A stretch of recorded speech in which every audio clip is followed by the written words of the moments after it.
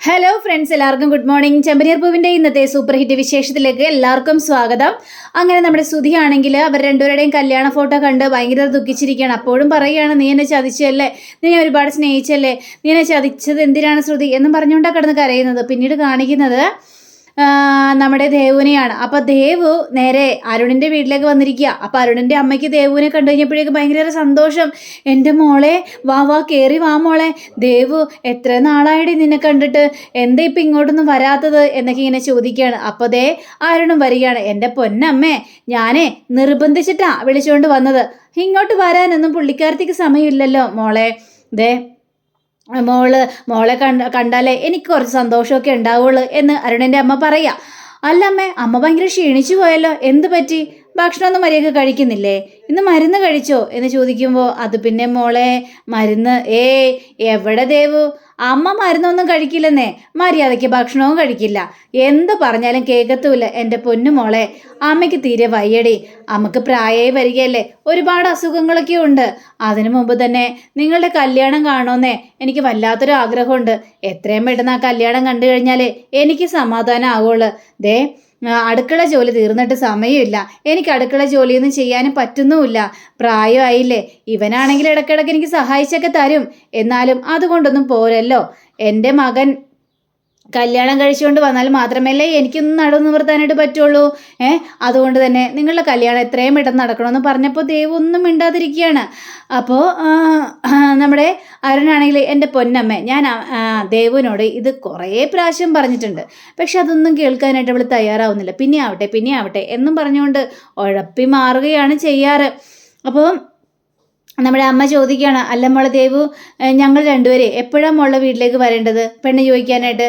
പറഞ്ഞാൽ മതി, ഞങ്ങൾ അപ്പം വന്നോളാം. അമ്മേ ഇപ്പം വേണ്ട, സമയമാകുമ്പോഴേക്കും ഞാൻ പറയാം, ആ സമയത്ത് അമ്മ വീട്ടിലേക്ക് വന്നാൽ മതി. വരുൺ കണ്ടോ അമ്മേ, ഞാൻ എന്ത് പറഞ്ഞു? ഇപ്പം ഞാനല്ല കുറ്റക്കാരനെന്ന് മനസ്സിലായില്ലേ? ദേവ് തന്നെയാണ് ഇത് തള്ളി നീക്കി വെക്കുന്നത്, അല്ലെങ്കിൽ അമ്മ എന്നെ കുറ്റപ്പെടുത്തും. ഇപ്പം അമ്മയ്ക്ക് കാര്യങ്ങളെല്ലാം മനസ്സിലായില്ലേ? ആ മനസ്സിലായി. പക്ഷെ മോളെ, ഇതിങ്ങനെ ഇന്ന് നാളെ എന്നൊക്കെ പറഞ്ഞുകൊണ്ട് മാറ്റി നിർത്തരുത്. ഇല്ലമ്മേ, ചില പ്രശ്നങ്ങളൊക്കെ ഉണ്ട്, ഒത്തിരി വൈകില്ലെന്നേ, കുറച്ച് സമയം കൂടി എനിക്ക് തന്നാൽ മതി. ശരി ആയിക്കോട്ടെ, കുറച്ച് സമയമെങ്കിൽ കുറച്ച് സമയം, ഇനി അതല്ലേ പറയാൻ പറ്റുള്ളൂ എന്നും പറഞ്ഞുകൊണ്ട് അമ്മ ഏതായാലും മോൾക്കൊരു ചായ എടുക്കാം. അയ്യോ വേണ്ടമ്മേ, ചായ ഒന്നും വേണ്ട, ഞാൻ പോവാണ്. അത് പറഞ്ഞാൽ പറ്റില്ല, ഇവിടം വരെ വന്നില്ലേ, അപ്പോൾ ഒരു ഗ്ലാസ് ചായ കുടിച്ചിട്ടേ പോകാൻ പാടില്ല. എങ്കിൽ പിന്നെ ഞാൻ ചായ എടുക്കാം, അമ്മ എടുക്കണ്ട. അത് വേണ്ട, ഞാൻ പോയി ചായ എടുത്തോളാം എന്നും പറഞ്ഞ് അമ്മ അടുക്കളയിലേക്ക് കയറി പോവാം. അപ്പോൾ നമ്മുടെ അരുണാണെങ്കിൽ, കണ്ടോ അമ്മ പറഞ്ഞത് കേട്ടില്ലേ, എപ്പോഴാ ഞങ്ങൾ അങ്ങോട്ട് വരേണ്ടത്? അതിനൊരു മറുപടിയും തന്നില്ല എന്ന് പറഞ്ഞപ്പോഴേക്കും, അതിനെ ഇത്തിരി അങ്ങോട്ട് ധൃതി കൂട്ടണ്ട. നിന്നെ അല്ലാതെ വേറൊരു പെണ്ണിനെ സ്വീകരിക്കാനായിട്ട് അമ്മ തയ്യാറാവില്ല. അതുകൊണ്ട് എനിക്ക് വേറൊരു പെണ്ണിനെ കല്യാണം കഴിക്കാനും പറ്റില്ല. എന്നെ മറന്നുകൊണ്ട് വേറെ ഏതെങ്കിലും പെണ്ണിനെ കല്യാണം കഴിക്കാനാണ് നിന്റെ തീരുമാനമെങ്കിൽ കൊന്നു കളയും ഞാൻ. അയ്യോടാ, നിന്നെ അല്ലാതെ വേറെ ആരെങ്കിലും ഞാൻ കെട്ടോ? ഒരിക്കലുമില്ല. ഈ ദേവ് മാത്രമല്ലേ എൻ്റെ മനസ്സിലുള്ളൂ. ഈ ദേവുവിനെ അല്ലാതെ ഞാൻ വേറെ ആരെയും കല്യാണം കഴിക്കില്ല. എനിക്കൊരു കല്യാണം ഉണ്ടെങ്കിൽ അത് ദേവുവിനായിട്ട് മാത്രമായിരിക്കും. അപ്പോൾ ദേവു ആണെങ്കിൽ, അതെ എനിക്കൊരു കല്യാണം ഉണ്ടെങ്കിൽ അത് അരുണിനായിട്ട് മാത്രമായിരിക്കും എന്നും പറയുകയാണ്. അപ്പോഴേക്ക് അമ്മ വരിക. അപ്പം അമ്മ വന്നിട്ടൊരു ഗ്ലാസ് ചായയൊക്കെ കൊടുക്കാം. ചായ കൊടുത്ത് കഴിഞ്ഞപ്പോഴേക്കും, മോളെ ഞാൻ പറഞ്ഞ കാര്യങ്ങളെല്ലാം മോളെ സീരിയസ് ആയിട്ട് ഓർക്കണം കേട്ടോ. എത്രയും പെട്ടെന്ന് നിങ്ങളുടെ കല്യാണം നടക്കണം. ശരി അമ്മേ, ഞാൻ സാവധാനം അമ്മയോടൊക്കെ ഒന്ന് സംസാരിക്കാം, അത്രേ പറ്റുള്ളൂ. പെട്ടെന്ന് അവരോടൊക്കെ ഇതൊക്കെ പറഞ്ഞു കഴിഞ്ഞാൽ അവർക്കത് ഉൾക്കൊള്ളാനായിട്ട് സാധിക്കില്ല. അതുകൊണ്ടാണ് ഞാൻ ഈ പറയുന്നത്. എങ്കിൽ പിന്നെ ഞാൻ പൊയ്ക്കോട്ടെ എന്ന് പറഞ്ഞപ്പോഴേക്കും, അപ്പോൾ അരുണാണെങ്കിൽ, ഞാൻ കൊണ്ട് വിടാം. വേണ്ട, ഞാൻ പൊയ്ക്കോളാം. അപ്പോൾ അമ്മയാണെങ്കിൽ, അതെന്താ അരുൺ കൊണ്ട് വിട്ടാൽ പേടിയാണോ? ആൾക്കാർ കാണുന്നരിച്ച് പേടിയാണോ? പേടിക്കണ്ടെന്നേ, ആൾക്കാർ കണ്ടാൽ എന്താ പ്രശ്നം? നിങ്ങൾ രണ്ടുപേരും കല്യാണം കഴിക്കാൻ പോകുന്നവരല്ലേ, പിന്നെ ആൾക്കാർ കണ്ടാൽ പ്രശ്നമൊന്നുമില്ല. മോള് ധൈര്യമായിട്ട് പോവാം, അവൻ്റെ ഒപ്പം, അവൻ കൊണ്ടാക്കി തരും. അങ്ങനെ അരുണിനൊപ്പം വണ്ടി കയറി നമ്മുടെ ദേവ് നല്ല അടിപൊളിയായിട്ട് യാത്ര ചെയ്യുക. ഈ സമയം തന്നെ നമ്മുടെ രേവതി ഒരു വീട്ടിലൊരു പൂവൊക്കെ കൊടുത്തിട്ട് സ്കൂട്ടിയിലേക്ക് കയറാൻ വരുമ്പോഴാണ് ഒരു കാഴ്ച കാണുന്നത്. ദേവു ഒരുത്തൻ്റെ കൂടെ ബൈക്കിൽ കയറി പോകുന്ന കാഴ്ചയാണ് രേവതി കാണുന്നത്. ഇത് കണ്ട് രേവതി ഞെട്ടിപ്പോവാണ്. ദൈവമേ, ദേവ് തന്നെയാണോ അത്? ദേവ് ഇങ്ങനൊരു പെൺകുട്ടി അല്ലായിരുന്നല്ലോ, എന്തൊരു അച്ചടക്കമായിരുന്നു. ഇപ്പോൾ അവള് ഒരുത്തിൻ്റെ ഒപ്പം പുറകെ കയറി പോകുന്നു എന്നിങ്ങനെ കാണുക. ഇത് കഴിഞ്ഞപ്പോഴേക്കും ഇവർക്ക് ഭയങ്കര ടെൻഷൻ തോന്നുകയാണ്. പിന്നീട് സച്ചിയെ കാണിക്കുക.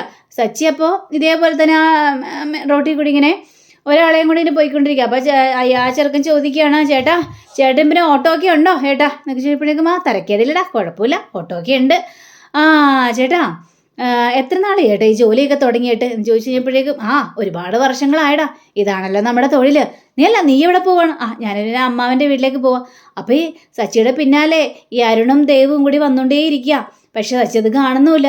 അങ്ങനെ ഈ ദേവു ഈ അരുണോട് ചോദിക്കുകയാണ്, അല്ല നിയമങ്ങളെല്ലാം കറക്റ്റായിട്ട് പാലിക്കുന്ന ഒരു പോലീസ് ഓഫീസറല്ലേ അരുൺ എന്ന് ചോദിച്ചപ്പോഴേക്കും അതെ ഞാനങ്ങനെ തന്നെയാണ്. എങ്കിലേ ഞാനൊരു കാര്യം പറയട്ടെ, ഞാൻ ഹെൽമെറ്റ് ഇട്ടിട്ടില്ല. ഇത് കണ്ട് അരുണ് പേടിച്ചു പോവുക.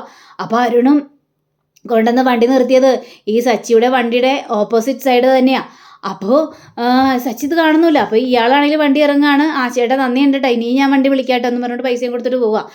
അങ്ങനെ ദേവിനോട് ഓട്ടോറിക്ഷ കയറി പോകാൻ പറഞ്ഞ ഓട്ടോറിക്ഷ കയറി. അതെ ഹെൽമെറ്റ് ഇല്ലാത്തതായിട്ട് ഞാൻ കണ്ടില്ല, നീ എന്നോട് പറയാൻ ചെന്നാ അത് പിന്നെ ഞാനെന്താ എന്നും ബൈക്കിൽ പോകുന്ന ആളാണോ? ഞാനിപ്പോഴാണ് ആലോചിച്ചത്, അതുകൊണ്ടാണ് ഞാനിപ്പോൾ പറഞ്ഞത്. എങ്കിലേ നീ ഓട്ടോയിൽ കയറി പോയിക്കോ, അതായിരിക്കും നല്ലത്, ഞാൻ പോവാന്ന് പറഞ്ഞുകൊണ്ട് അരുൺ അവിടെ നിന്ന് വിട്ടയച്ച് പോവുകയാണ്. അപ്പോൾ പെട്ടെന്ന് സച്ചി വണ്ടി എടുത്ത് പോകാനായിട്ട് നോക്കിക്കഴിഞ്ഞപ്പോഴേക്കും ദേവ് നിൽക്കുന്നു. ദേവു എന്ന് പറഞ്ഞിട്ട് വിളിക്കുക. ദേവ് തിരിഞ്ഞു നോക്കി കഴിഞ്ഞപ്പോൾ സച്ചി. പക്ഷെ എൻ്റെ ദൈവമേ സച്ചിയേട്ടൻ ഇത് കണ്ടിട്ടുണ്ടാവോ ഞാൻ അരുണായിട്ട് ബൈക്കിൽ വരുന്നത്? ദേവു ഇങ്ങോട്ട് വന്നേ ദേവു എന്ന് പറഞ്ഞുകൊണ്ട് വിളിക്കുകയാണ്. ദേവു നീ ഇതെവിടെ പോയാ ദേവു? അത് പിന്നെ ഞാനൊരു ഹോസ്പിറ്റലിൻ്റെ ആവശ്യത്തിന് വേണ്ടി വന്നതാണ് സച്ചിയേട്ടാ, ഞാനിപ്പോൾ അങ്ങോട്ട് പോയിക്കൊണ്ടിരിക്കുക. ആണോ? എങ്കിൽ പിന്നെ വണ്ടിയിലോട്ട് കയറിക്കോ, ഞാൻ കൊണ്ടാക്കി തരാം. അയ്യോ വേണ്ട സച്ചിയേട്ടാ, ഞാൻ ഓട്ടോറിക്ഷയിൽ പോയിക്കോളാം. എന്തിനാ ഓട്ടോറിക്ഷയിൽ പോകുന്നത്? ഞാൻ കൊണ്ടാക്കി തരാന്നേ. അതല്ല സച്ചിയേട്ടാ, ഞാൻ ഹോസ്പിറ്റലിൻ്റെ ആവശ്യത്തിന് വേണ്ടി വന്നതല്ലേ, അപ്പോൾ അവർ പൈസ കൊടുത്തോളും. അതല്ലേ നല്ലത്. എങ്കിൽ പിന്നെ ശരി ദേവു എന്ന് പറഞ്ഞിട്ട് ഭാഗ്യം സച്ചിയേട്ടൻ കണ്ടില്ല. സച്ചി അവിടെ നിന്ന് പോവുകയും ചെയ്യാണ്. പിന്നീട് കാണിക്കുന്നത് നമ്മുടെ ചന്ദ്ര ഭാമയുടെ വീട്ടിലേക്ക് വന്നിരിക്കുക. അപ്പോൾ ചന്ദ്രയെ കണ്ടുകഴിഞ്ഞപ്പോഴേക്ക് ഭാമ പേടിച്ചും പോയി. എൻ്റെ ദൈവം ഇനി എന്തിനുള്ള പുറപ്പാടാണ് അവ? എടി ഭാമേ, ഞാനേ നിന്നോടൊരു കാര്യം പറയാൻ വേണ്ടി വന്നത്. എന്താ ചന്ദ്രേ? അതെ അവളില്ലേ ശ്രുതി പെരുങ്കള്ളി, അവൾ നിന്റെ വീട്ടിലേക്ക് വരും. പക്ഷെ അവളെ വീടിനകത്തേക്ക് കയറ്റി പോകരുത് കേട്ടല്ലോ. അവൾ വന്ന ഉടനെ തന്നെ കഥ കടച്ച് പൂട്ടിയിട്ടോളാം, ഈ കഥക്ക് തുറക്കേ ചെയ്യരുത്. ഇല്ല ചന്ദ്രേ, ഞാൻ അവളെ ഈ വീട്ടിലേക്ക് കയറ്റുന്ന പ്രശ്നേ ഇല്ല. എൻ്റെ കൂട്ടുകാരത്തിയുടെ വീട്ടിലെ മുഴുവൻ ആൾക്കാരെയും ചതിച്ചവളല്ലേ അവള്. അപ്പം അവളെ ഞാൻ എൻ്റെ വീട്ടിലേക്ക് കയറ്റോ? അവളെ ഞാൻ അടിച്ച് പുറത്താക്കും ചന്ദ്രേ. അങ്ങനെ തന്നെ വേണം. ഇനിയേ എൻ്റെ മകന് നല്ലൊരു പെണ്ണിനെ നോക്കി എനിക്ക് കല്യാണം കഴിപ്പിച്ച് കൊടുക്കണം. നിന്റെ ഒത്താശയൊന്നും വേണ്ടേ, നീ ഒരു പെണ്ണിനെയും കണ്ടെത്തണ്ട, നീ കണ്ടെത്തിയെടുത്തോളം മതി, മനസ്സിലായല്ലോ? പക്ഷേ ചന്ദ്ര ഇതുകൊണ്ടൊന്നും തീർന്നില്ലല്ലോ. അതെങ്ങനെ കല്യാണം കഴിപ്പിക്കാനായിട്ട് പറ്റും? അവരുടെ ഡിവോഴ്സ് നടക്കണ്ടേ? എന്ത് ഡിവോഴ്സ്? ഡിവോഴ്സിന് വേണ്ടി ഞങ്ങൾ പോവും. അതിനെ നീ പറഞ്ഞിട്ട് കാര്യമില്ല, നിന്റെ മകൻ സമ്മതിക്കണം ഡിവോഴ്സിന് വേണ്ടി. ഒരു വക്കീലിനെ പോയി കാണണം. അങ്ങനെ കുറേ ചുറ്റുപാടുകളൊക്കെ ഉണ്ട് ഈ ഡിവോഴ്സിൻ്റെ കാര്യത്തിന്. അതേ നടക്കുള്ളൂ. പറഞ്ഞ മനസ്സിലായോ? എങ്കിലേ ഞാനൊരു വക്കീലിനെ പോയി കാണും. ഇനി എൻ്റെ മോൻ്റെ ജീവിതത്തിൽ അവള് വേണ്ട, ഞാനത് സമ്മതിക്കത്തുമില്ല. അവളെ ഓരുമ്പെട്ടവളാ, അവളിനി കുടുംബത്തിൽ കയറാൻ കൊള്ളൂല. എന്തെല്ലാം കള്ളം പറഞ്ഞാണ് അവൾ പിടിച്ചതെന്നറിയാവോ? അതൊക്കെ ഓർക്കുമ്പോഴേ തല അങ്ങോട്ട് ചെകിടിക്കുക. ഇതൊന്നും എന്നെ കൊണ്ട് ഉൾക്കൊള്ളാൻ പറ്റാത്ത കാര്യമാണ്. എത്രയും പെട്ടെന്ന് അവർ രണ്ടൊരു ഡിവോഴ്സ് നടക്കണം. എന്നിട്ട് എൻ്റെ മകനെ കൊണ്ട് നല്ലൊരു പണക്കാരിയെ പെണ്ണിനെ കല്യാണം കഴിപ്പിക്കണം. ഇതാണ് എൻ്റെ ആഗ്രഹം. എൻ്റെ മകനെ ഇല്ലാത്ത ശീലങ്ങളെല്ലാം തുടങ്ങിയിരിക്കുക. അവൻ കുടിച്ച് ലെക്ക് കെട്ട് പോലീസുകാരനോട് വഴക്ക് വിട്ടിട്ട് പോലീസുകാർ കൊണ്ട് ലോക്കപ്പിലിട്ട് അവനെ ഒരു കണക്കിനാ ഞങ്ങളെല്ലാവരും കൂടി ഇറക്കിക്കൊണ്ട് വന്നത്. അതിനൊക്കെ വല്ല അറിയോ? ഒരുമ്പട്ടവൾ ഇനിയും എൻ്റെ മകൻ്റെ ജീവിതത്തിലേക്ക് വന്നാലേ ഇനിയും വലിയ ദുരന്തങ്ങളെല്ലാം ഉണ്ടാകും. അതുകൊണ്ട് ഞാനതങ്ങോട്ട് അവസാനിപ്പിച്ച് ഭാമേ എന്ന് പറയാം. അങ്ങനെയും പറഞ്ഞുകൊണ്ട് ചന്ദ്ര അവിടെ നിന്ന് വക്കീലിനെ കാണാമെന്ന് പറഞ്ഞുകൊണ്ട് പോവുക. അപ്പോൾ ഈ ഭാമ ചിന്തിക്കുകയാണ്, എൻ്റെ ദൈവമേ, ഇപ്പം ഈ ചന്ദ്ര പറഞ്ഞ കാര്യങ്ങളെല്ലാം ശ്രുതിയോട് പറയണോ? ശ്രുതിയോട് പറഞ്ഞില്ലെങ്കിൽ അവൾ വീട്ടിലേക്ക് വന്ന് എപ്പോഴെങ്കിലും സത്യങ്ങൾ അറിയും. അങ്ങനെ വീട്ടിലേക്ക് വന്ന് എൻ്റെ വീട്ടിൽ അവൾ കെട്ടിത്തൂങ്ങിച്ചാകും. അങ്ങനെ സംഭവിച്ചു കഴിഞ്ഞാലേ ഞാൻ പോലീസിൻ്റെ മുന്നിൽ കീഴടങ്ങേണ്ടി വരും.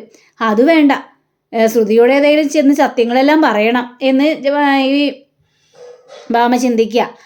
അപ്പോൾ പിന്നീട് കാണിക്കുന്നത് നമ്മുടെ ദേവുവിൻ്റെ അമ്മ പൂക്കടയിലേക്ക് പോകാൻ വേണ്ടി റെഡിയായിട്ട് വരികയാണ്. അപ്പോൾ ശരത് ചോദിക്കണം, അമ്മ കടയിലേക്ക് പോവുകയാണോ എന്ന് ചോദിച്ചപ്പോഴേക്കും അതെ ഞാൻ കടയിലേക്ക് പോവുകയാണ്. വല്ലതും കഴിച്ചായിരുന്നോ? ഒന്നും കഴിച്ചിട്ടില്ലടാ, ഞാൻ പോയിട്ട് വരട്ടെ. ഞാൻ കൊണ്ടാക്കി തരാമേ? വേണ്ട, ഒന്നും വേണ്ട, ഞാൻ പോയിക്കോളാം. അപ്പോൾ ദേവു വരുന്നു. അമ്മേ എന്ന് വിളിച്ചുകൊണ്ട്. മോളെ ദേവു, അമ്മ കടയിലേക്കാണോ? അതെ മോളെ, ഞാൻ കടയിലേക്കാണ്. എങ്കിൽ പിന്നെ ഞാനും കൂടി വരുന്നു. വേണ്ട മോളെ, നീ ഇപ്പോൾ കയറി വന്നല്ലേ ഉള്ളൂ, നീ റെസ്റ്റ് എടുത്തോ, അമ്മ പോയിട്ട് വന്നോളാം. ഇത് ശരി. അമ്മ എന്തെങ്കിലും കഴിച്ചായിരുന്നോ? അത് പിന്നെ മോളെ, ഞാൻ കഴിച്ചായിരുന്നു. അപ്പം ശരത്ത്, ഇല്ല ചേച്ചി, കഴിച്ചിട്ടില്ല. അമ്മ ചുമ്മാ കള്ളം പറയാ, എപ്പോഴും ഇത് തന്നെയാണല്ലോ, കഴിക്കാതെ പോലെ. അമ്മയുടെ ആരോഗ്യം നോക്കണമെന്ന് ഞാൻ അമ്മയോട് പറഞ്ഞിട്ടുണ്ട്. അമ്മ പോയി കഴിച്ചിട്ടുണ്ടേ? ഇല്ല മോളെ, കടയിൽ പോകാൻ ധൃതിയായി, അതുകൊണ്ട് ഞാനൊന്ന് പോട്ടെ. വേണ്ട, ഭക്ഷണം കഴിച്ചിട്ട് അമ്മ ഏതായാലും കടയിലേക്ക് പോയാൽ മതി. നിങ്ങൾ വന്നേ, ഞാൻ വിളമ്പിത്തരാം എന്ന് പറഞ്ഞുകൊണ്ട് ദേവു വിളിച്ചോണ്ട് പോയി അമ്മയ്ക്ക് 2 അപ്പവും കറിയൊക്കെ ഇങ്ങനെ വായിൽ വാരി വെച്ചു കൊടുക്കുക. ഈ സമയം തന്നെ രേവതി വീട്ടിലേക്ക് വരിക. അപ്പം രേവതി നോക്കിക്കഴിഞ്ഞപ്പോഴേക്കും ദേവു അമ്മയ്ക്ക് വായിൽ വെച്ചു കൊടുക്കുന്ന സീനാണ് കാണുന്നത്. അമ്മേ, എന്തു പറ്റി അമ്മേ അമ്മയുടെ കൈക്ക് എന്ന് ചോദിച്ചപ്പോഴേക്കും, അയ്യോ അമ്മയുടെ കൈക്കൊന്നും പറ്റില്ല ചേച്ചി എന്ന് ശരത്ത് പറയാണ്. അതേ, അമ്മയ്ക്ക് ഭക്ഷണം കഴിക്കാനായിട്ട് കഴിയില്ല. ഭക്ഷണം കഴിക്കാതെ അമ്മ കടയിലോട്ട് പോകാൻ നോക്കിയത്. അപ്പോൾ ഇവിടെ പിടിച്ചിരുത്തി ദേവു വാരിക്കൊടുക്കുകയാണ് ചെയ്തത്. അമ്മേ, ഞാൻ മുമ്പ് ചെയ്തത് ഇപ്പോൾ ദേവു ചെയ്യുന്നു അല്ലേ? അപ്പോൾ ദേവുവിൻ്റെ കല്യാണം കഴിഞ്ഞു പോയാൽ അമ്മ എന്ത് ചെയ്യും അമ്മേ? അപ്പം ശരത്ത് പറയാ, ഞാൻ കല്യാണം കഴിച്ചുകൊണ്ട് വന്ന പെണ്ണ് അമ്മയ്ക്ക് വാരി കൊടുക്കും. അമ്പടെ കേമ, നീയാൾ കൊള്ളാലോ. ദേവു, എനിക്ക് ദേവുവിനോട് ചില കാര്യങ്ങളെല്ലാം പറയാനുണ്ട്, നീ ഇങ്ങോട്ട് വന്നേ എന്ന് പറഞ്ഞുകൊണ്ട് ദേവിനെ വിളിച്ചുകൊണ്ട് പോവാം. അതെ, ഇന്ന് ഞാൻ പൂ വിറ്റ് വരുമ്പോഴേ ഒരു കാഴ്ച കണ്ടായിരുന്നു. നീ ഏതൊരാളുടെ പുറകിൽ ബൈക്കിൽ പോകുന്നത് ഞാൻ കണ്ടായിരുന്നല്ലോ.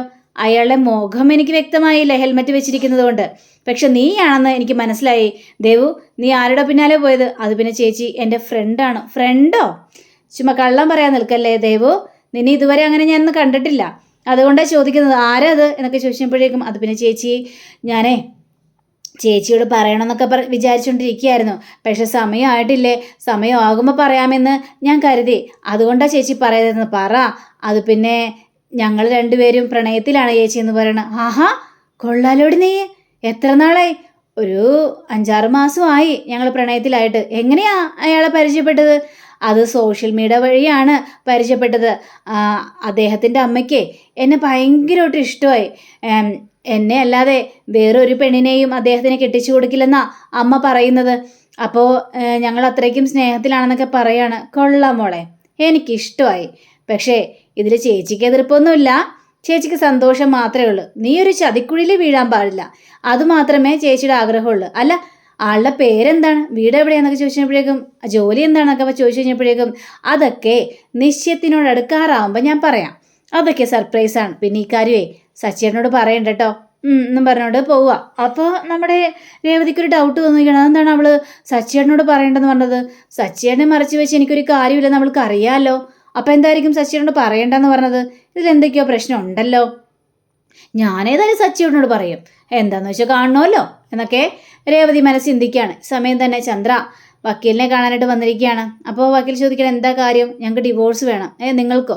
എത്ര വയസ്സായി? അയ്യോ, എനിക്കല്ല സാറേ, എൻ്റെ മകന് വേണ്ടിയാണ് എന്ന് പറയുകയാണ്. എന്നിട്ട് മകൻ വന്നിട്ടുണ്ടോ എന്ന് ചോദിക്കുമ്പോൾ, ഇല്ല സാറേ.